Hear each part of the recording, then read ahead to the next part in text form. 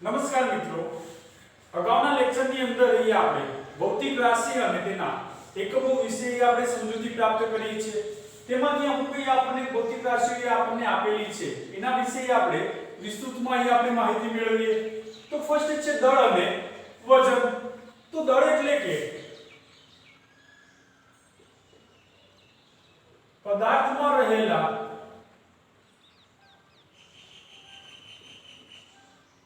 દ્રવ્યના જથ્થાને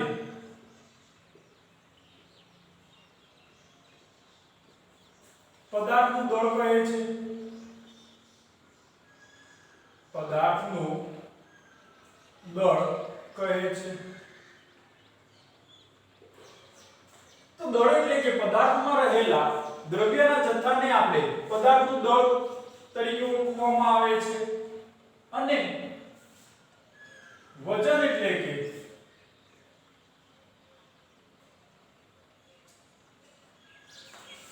તેના પર લાગતું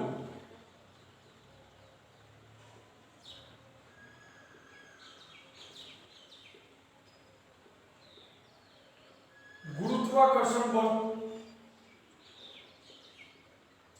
કે પદાર્થ પર લાગતું ગુરુત્વાકર્ષણ બળ કે જેને આપણે વજન તરીકે આપણે ઓળખવામાં આવે છે.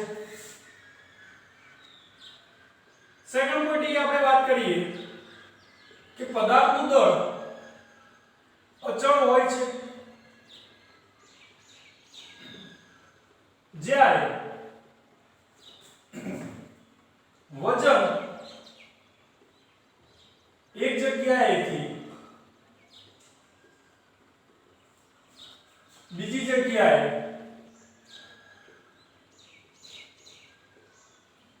બદલાતું રહે છે.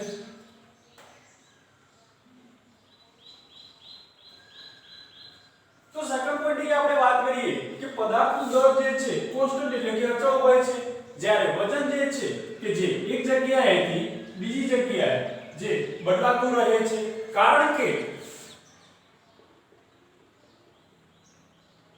ગુરુત્વાકર્ષણ બળ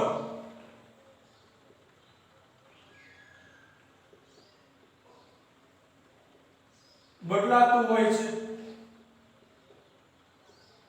તેથી વજન જે છે કે જે એક જગ્યાએથી બીજી જગ્યાએ બદલાતું રહેતું હોય છે. નેક્સ્ટ આપણે વાત કરીએ કે દળનો SI એકમ કિલોગ્રામ છે. દળનો SI એકમ કિલોગ્રામ છે, જેને આપણે kg સિમ્બોલ વડે દર્શાવવામાં આવે છે. વ્યવહારમાં નાના એકમો જેવા કે કિલોગ્રામના નાના એકમ જેવા કે ગ્રામ, મિલીગ્રામ,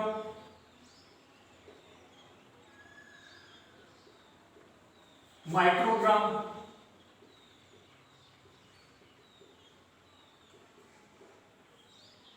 વગેરેનો ઉપયોગ કરી શકાય છે.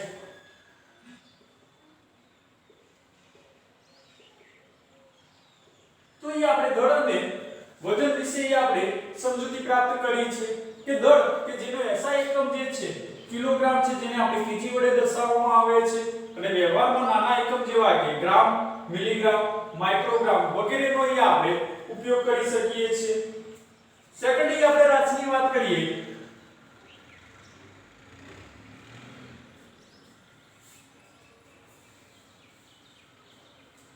કદ.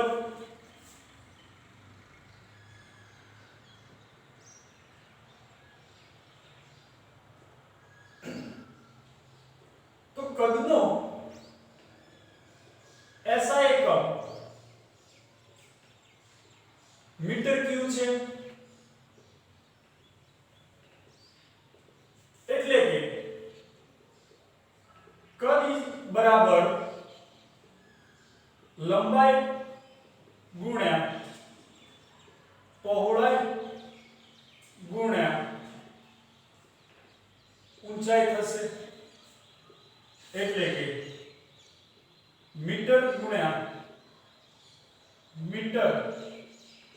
ગુણ્યા મીટર ઇઝ ઇક્વલ ટુ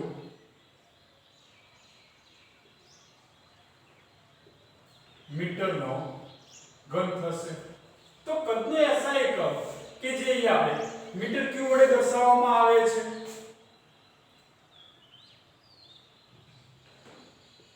વ્યવહારમાં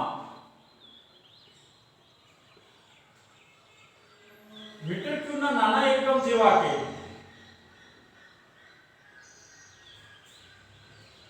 સેન્ટીમીટર ક્યુબ અથવા ડેસીમીટર ક્યુબનો ઉપયોગ થાય છે.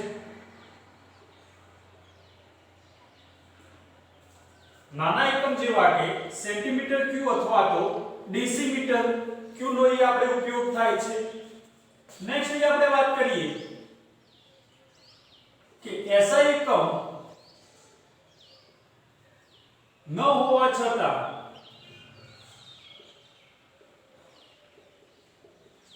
પ્રવાહીનું કદ માપવા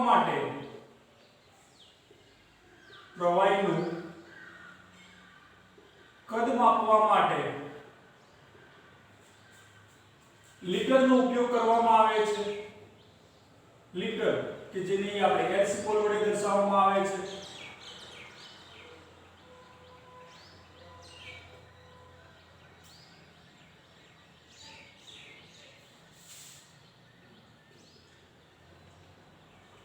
જેનો નાના એકમ જેવા કે મિલીલીટર્સનો ઉપયોગ થાય છે.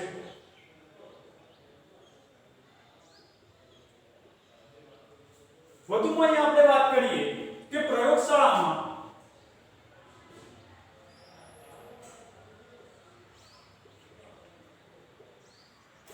પ્રવાહીનું કદ માપવા માટે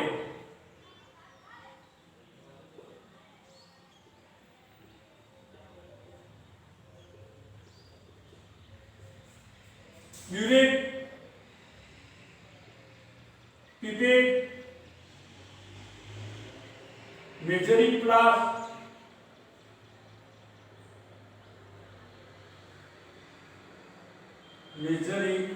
फ्लास्क, अंकित नळाकार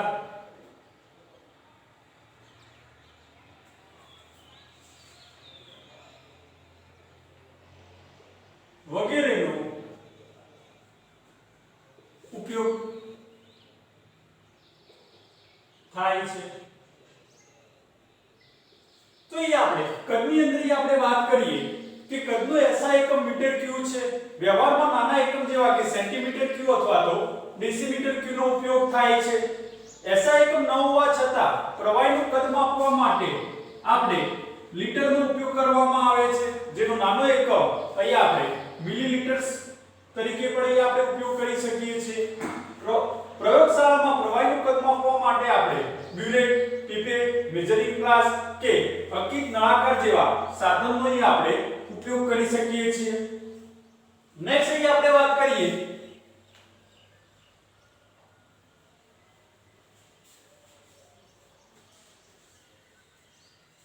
ઘનતા.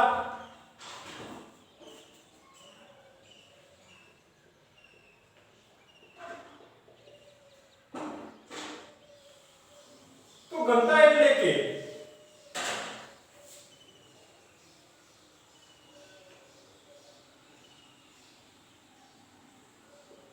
એકમ કદમાં રહેલા દ્રવ્યના જથ્થાને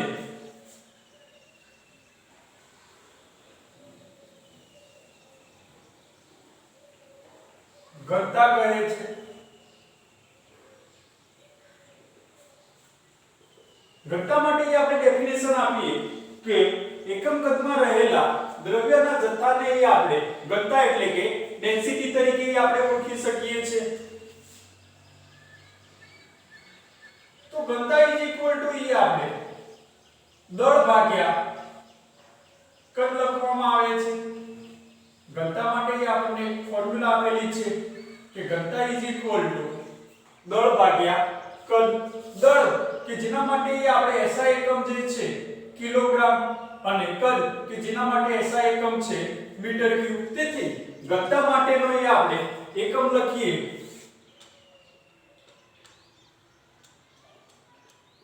તો ઘનતાનો એકમ કિલોગ્રામ પર મીટર ક્યુબ થશે. જોઈએ આપણે દળને કિલોગ્રામની જગ્યાએ આપણે ગ્રામમાં લઈએ અને કદ મીટર ક્યુબની જગ્યાએ આપણે સેન્ટીમીટર ક્યુબ લઈએ તો આપણે સેકન્ડ આપણે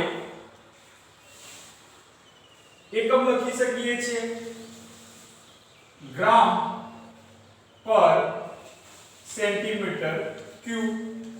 આપણે સેકન્ડ આપણે એકમ લખી શકીએ છીએ.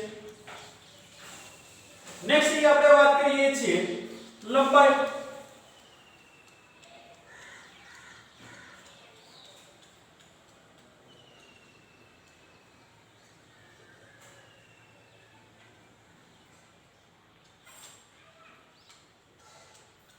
તો લંબાઈ માટે SI એકમ મીટર છે. તો CGPM જેનું ફૂલ ફોર્મ અહીંયા હું કરું છું કોન્ફરન્સ જનરલ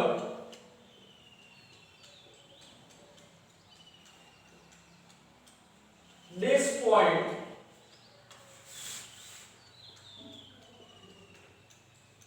at measures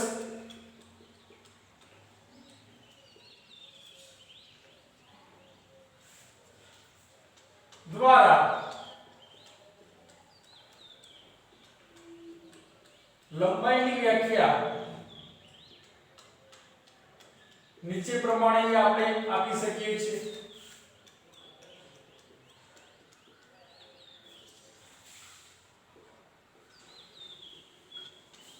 કે લંબાઈ કે જેના માટે આપણે SI એકમ મીટર લખ્યો છે તો CGPM કે જેને અહીંયા આપણે કહીએ છીએ conference general base points at measures દ્વારા લંબાઈ એટલે કે મીટર માટેની વ્યાખ્યા આપણે નીચે પ્રમાણે લખી શકીએ છીએ. તો શૂન્યાવકાશમાં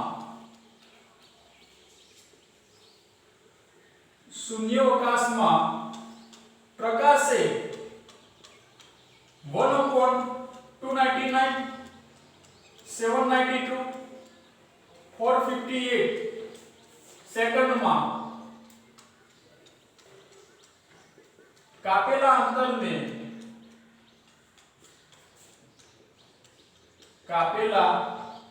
અંતરને 1 મીટર કહે છે. કે શૂન્યાવકાશમાં પ્રકાશે 1/299 792 અને 458 સેકન્ડમાં કાપેલા અંતરને આપણે 1 મીટર તરીકે ઓળખવામાં આવે છે. તો મૂળભૂત રીતે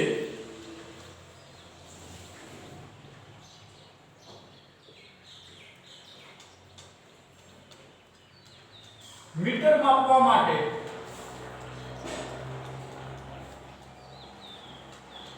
0 સેલ્સિયસ તાપમાને પ્લેટિનમ ઇરિડિયમ મિશ્ર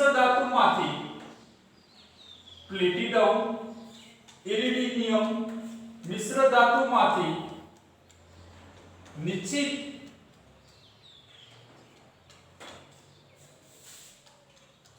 લંબાઈના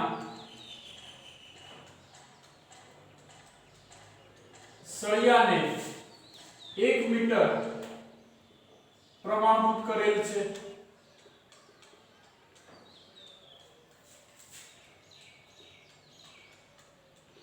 તો અહીંયા વિદ્યાર્થી મિત્રો કે આપણે કે પ્લેટિનમ ઇરિડિયમ મિશ્ર ધાતુનો ઉપયોગ કેમ કરવામાં આવે છે? કારણ કે પ્લેટિનમ ઇરિડિયમ જે મિશ્ર ધાતુ છે જે રાસાયણિક રીતે ખૂબ જ અત્યંત પ્રતિરોધક હોય છે તથા ભૌતિક અને રાસાયણિક તેમાં કોઈ ફેરફાર થતો હોતો નથી. તેથી આપણે પ્લેટિનમ અને ઇરિડિયમ મિશ્ર ધાતુનો આપણે ઉપયોગ કરીએ છીએ. અને નેક્સ્ટ આપણે લાસ્ટ વાત કરીએ તાપમાન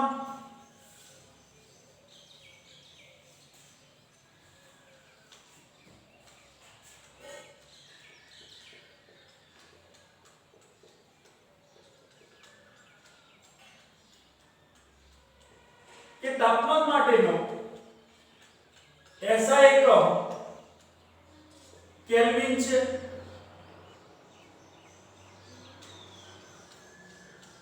વ્યવહારમાં બીજા બે એકમોનો ઉપયોગ થાય છે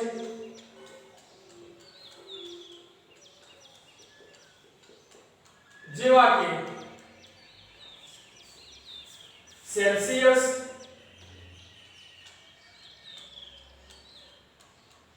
અને ફેરનહીટ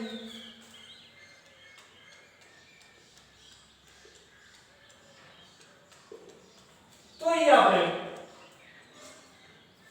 વાત કરી કે તાપમાન માટે એ આપણે SI એકમ કેલ્વિન છે આ સિવાય પણ અહીં આપણે વ્યવહારમાં બીજા બે એકમ જેવા કે સેલ્સિયસ અને ફેરનહીટ નો અહીં આપણે ઉપયોગ કરવામાં આવે છે તો એ આપણને એક ફોર્મ્યુલા આપણને આપેલી છે कि Fahrenheit is equal to 9/5 of Celsius plus 32.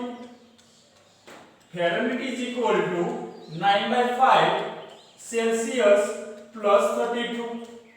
જોઈએ આપણે સેલ્સિયસ ની આપણે કરતા કરીએ તો Celsius is equal to 5/9 Fahrenheit minus 32 થશે એ આપણને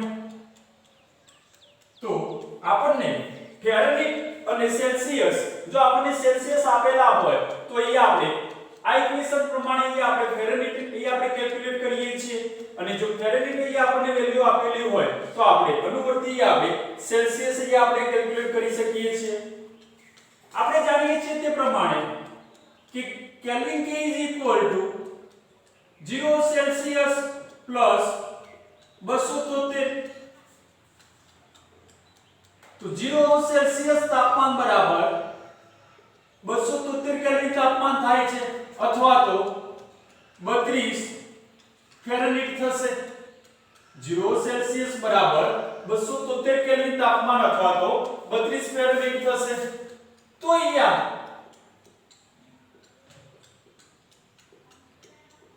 નોંધવું જરૂરી છે કે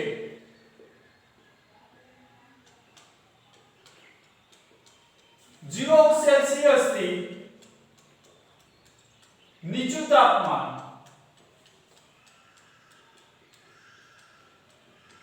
એટલે કે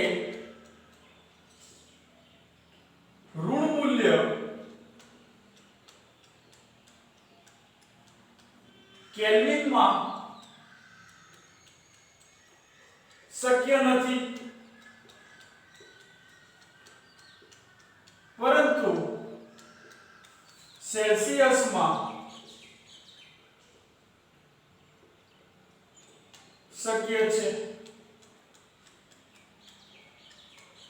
તો એ આપણે યાદ રાખવું છે કે 0 સેલ્સિયસ થી નીચું તાપમાન એટલે કે ઋણ મૂલ્ય કેલ્વિન માં શક્ય હોતું નથી પરંતુ સેલ્સિયસ માં શક્ય હોય છે તો એ આપણે કે કયા તાપમાને સેલ્સિયસ અને ફેરનહીટ બંને સમાન થશે તો એ આપણે કેલ્ક્યુલેશન કરીએ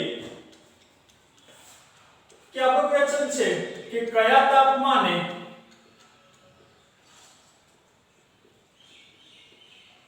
સેલ્સિયસ અને ફેરનહીટ બંને સમાન થશે તો એ આપણે વાત કરીએ કે આપણી જોડે ઇક્વેશન છે Fahrenheit is equal to 9/5 Celsius plus 32 તો સેલ્સિયસ અને ફેરનહીટ એ આપણે બંને ઇક્વલ છે તો ફેરનહીટ ઇઝ ઇક્વલ ટુ એ આપણે સેલ્સિયસ પુટ કરીએ તો Celsius is equal to 9/5 of Celsius plus 32 તો 5 અહીંયા મલ્ટીપ્લિકેશન થશે તો therefore 5 of Celsius 5 અહીંયા પણ મલ્ટીપ્લિકેશન થશે તો 9 of Celsius plus 5 અહીં આપણે મલ્ટીપ્લિકેશન થાય તો 32 into 5 32 into 5 અહીંયા હું લખું છું તો therefore 5 of Celsius is equal to 9 of Celsius plus 160